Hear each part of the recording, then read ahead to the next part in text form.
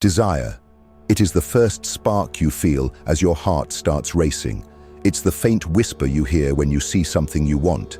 It's the sensation you get in your chest when your gaze is drawn to a person, an object, or a dream. However, desire is not the same as love. Desire is not the same as freedom. And desire is not the same as passion. Desire is a trap. It will not set you free. It strengthens its grip with each heartbeat and every desperate breath. It appears to release you, but it silently ties you to delusions from which you cannot escape. Friedrich Nietzsche saw it with brutal clarity. He warned that desire will not make you stronger. It makes you weaker, not because it fails you, but it succeeds. Every desire met leaves you feeling empty, hungry, and imprisoned. Carl Jung detected something far worse lurking beneath. He murmured that what you pursue is never what you actively desire. What you pursue is what your shadow requires. You may have suppressed certain aspects of yourself, such as your fears and impulses. These are the hands that direct your longing. These are the spirits that are pulling your strings. This is the truth you never expected to hear. The truth is hidden in philosophy, buried in psychology, dreaded by religion, and overlooked by society. The fact that keeps civilizations making the same unending blunders. Today, we will remove the mask of desire. We'll perceive it as Nietzsche did. We will address it like Jung did. We will explore the depths of desire to discover what lurks in the shadows. Friedrich Nietzsche was never swayed by the soft words of previous philosophers. Where others hailed passion as noble and poets sang of love as divine, Nietzsche honed his razor against their delusions. He saw through the soothing myths and declared something far harsher. The man of desire is the man of chains. Because desire, at its foundation, does not imply freedom. It's servitude masquerading as freedom. It is obedience masquerading as passion. When you want something, you give in. You hand down your power. You give up your independence. You give up control of your own thinking. And you do it voluntarily, believing that by surrendering, you would be whole. But Nietzsche saw the trap. He claimed that desire is never about the object itself. It's not about the lover you long for. It's not about the item you wish to own. It's not even about the win you yearn for. It's about the feeling of wanting. That emotion becomes addictive in and of itself. That anguish becomes its own medication. And in pursuing it, you are never satisfied because satisfaction quenches your desire, and hunger is what you truly worship. Nietzsche found weakness in the lover who sacrifices himself for passion rather than nobility. He considered the man who writes sonnets for his loves as a victim of illusions. He considered the knight who bleeds for his lady as sad rather than heroic, bound by his own need. He looked at sadness and sympathy and called them diseases. They are desires too. Desires to heal suffering and to feel virtuous. Desires that undermine the will. Nietzsche stripped passion, which men proudly mistake for power. He declared it not to be authority, but rather bondage. Because the man who cannot resist lust is not powerful. Rather, he is owned. Nietzsche argued that desire is the leash. It makes no difference whether you believe you hold it or that it guides you onward. It simply matters that you are connected to it. Once linked, you are never free. The world will tell you that desire is the driving force for excellence. Nietzsche argued that desire does not lead to greatness. Overcoming obstacles is the path to greatness. Because whomever cannot control his passions will be commanded by them. The more you feed them, the tighter the leash gets. This exemplified Nietzsche's harshness and genius. To him, desire was the most magnificent prison ever designed, rather than the way to liberation. Carl Jung continued into the darkness where Nietzsche had halted. Nietzsche referred to desire chains. Jung named it something worse, a shadow. In Jung's psychology, the shadow represents all that you deny about yourself. The instincts you suppress, the fears you try not to feel, the impulses you keep hidden from the world, including your own reflection. However, the truth is that the shadow will always exist. The gloom never departs. What you suppress waits. Ignoring reality leads to growth. What you keep hidden will eventually catch up with you. It claims you via desire. According to Jung, your conscious mind rarely chooses the things you most desire. You believe you have control. You believe you're choosing the objects of your desire, but this is a delusion. It is not your choice. Your shadow chooses for you. This is why attraction seems irrational. This is why you fall for the person who has caused you the most pain. This is why you seek the events that will ultimately wreck you. You believe you're following your heart, but you are following your own shadow. And the shadow is far older, more hungry, and far less merciful than your conscious self. Consider lust. Lust evokes feelings of freedom and raw energy. However, Jung whispered that passion is nothing more than the shadow demanding recognition. It's the animal in you tearing through the mask you've created for society. This is why lust is so hazardous. It is not bad, rather it is blind. It doesn't care about your life, plans, or dreams. It simply worries about being fed. This is why men abandon kingdoms for a single woman. Why do women destroy their families for one man?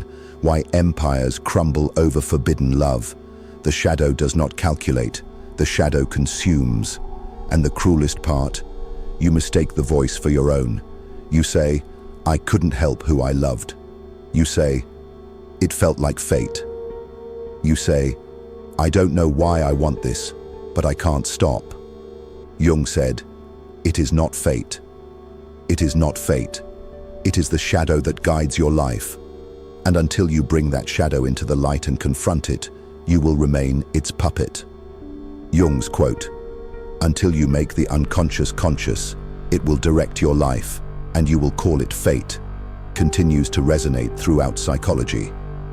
How many broken hearts, wrecked lives, and destroyed men and women misinterpret their shadow's desire for destiny? How many love fights were actually shadows colliding in the dark, rather than true love? Jung warned that desire is more than just weakness. Contrary to Nietzsche's claims, it is possession. It's the unconscious wearing your skin. The shadow is guiding your actions while you claim to be free. History is more than just a list of battles and monarchs. It is a graveyard for desire. Every empire that grew, every throne that fell, bore the imprint of human longing. If you carefully trace the fissures, you will find the fingerprints of desire scrawled in blood and ash. Consider the narrative of Helen of Troy. Her face is fabled to have launched 1,000 ships. Beauty, however, was not what propelled them forward. It was want. Paris desired Helen, and by seizing her, he condemned towns to fire. The Trojan War wasn't about honor, gods, or destiny. It was about a solitary man enslaved by a single desire. Desire disguised as love ignited the globe. Move forward in time. Lust was referred to by medieval monks as a demon rather than an indulgence. They didn't perceive it as romantic. They interpreted it as possession, faceless, tenacious, and ravenous. They warned that passion cannot be bargained with. You couldn't appease it because doing so would simply sharpen its teeth. The more you contributed, the more it demanded, until it controlled every aspect of you. Then, in the 19th century, came Arthur Schopenhauer, Nietzsche's dark instructor. Schopenhauer dispelled even the illusion of romance. He claimed that desire is nothing but nature's deceit. Life plays a nasty joke on us. When you assume you are pursuing happiness, you are actually chasing reproduction. When you believe you are pursuing love, you are actually serving biology. You believe you have a choice, but in reality, you are being used. Desire, according to Schopenhauer, was not synonymous with freedom, destiny, or joy. It was slavery, not servitude to another individual, but to existence itself. Desire, he explained, is the will of life, and it uses you as a pawn. You are not master of your desires. You are their vessel. Look at civilizations. Rome decayed from inside, not just through politics, but also through decadence. The desire for extravagance, pleasure, and unlimited indulgence undermined its core. Desire, disguised as culture, carved forth an empire. Even in religion, the echoes persist. The story of Adam and Eve isn't about knowledge, it is about desire. The forbidden fruit represents longing for what one cannot have, and that single bite, that single act of reaching, caused humanity to suffer. Desire manifests as love, freedom, beauty, or pleasure, a pattern that repeats. But history discloses the disguise. Underneath, nothing has changed. A leash, a demon, a trick. This is why, for ages, desire was not praised. It was feared. Every civilization that bowed to desire has begun its slow death march. But if history shows us that desire corrupts, why is the modern society not afraid of it? Why don't we regard it as a monster, a leash, or a curse? Desire has been renamed in this day and age, sanitized, packaged, sold to us as freedom. The ancient world regarded desire as deadly. We perceive it as fate. Every day, we are advised to follow our hearts, seek our dreams, satisfy our cravings, and never deny ourselves. We are told that desire is both natural and sacred. That yearning is the ultimate sign that we are alive. So the shadow, which was formerly hidden in darkness, now wears neon lights. It doesn't whisper anymore. It shouts through commercials, blasts through music, and scrolls ceaselessly across your glowing screens. Desire is now the driving force of economies. It is no longer just lust between two people, but consumerism among billions. You don't only want a lover, you want a lifestyle, a status symbol, or a brief bit of digital validation. The shadow has spread globally. You can see that in dating apps, where longing is converted into a commodity, where human souls are reduced to profiles and swiped away as currency.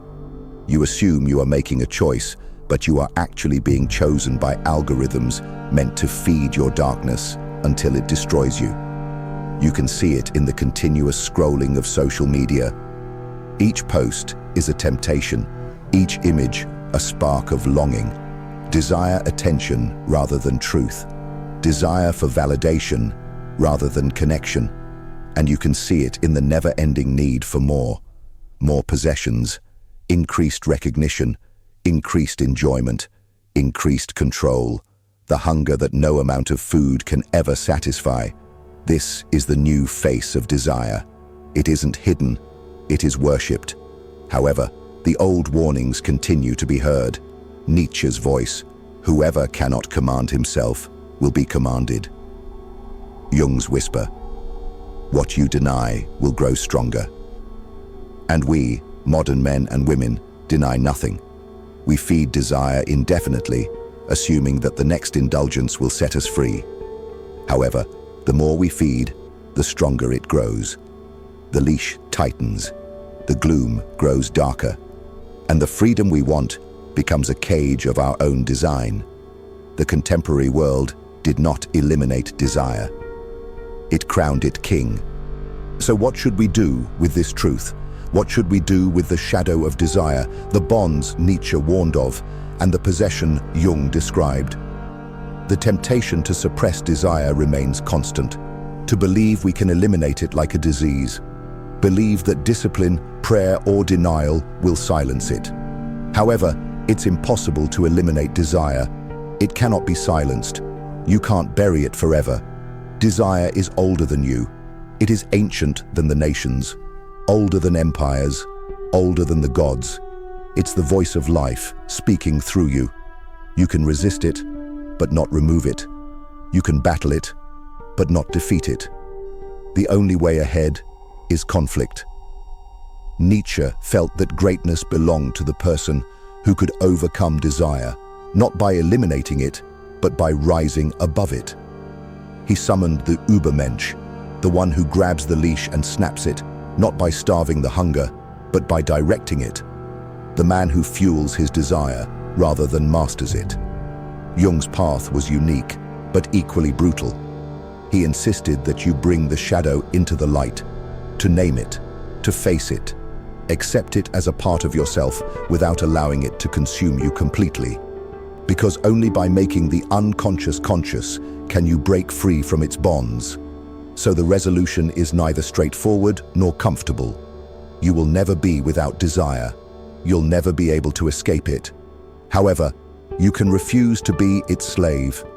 You can look at the longing in your chest, the hunger in your body, the anguish in your spirit, and instead of calling it fate, you can call it by its proper name: shadow, chain, trap.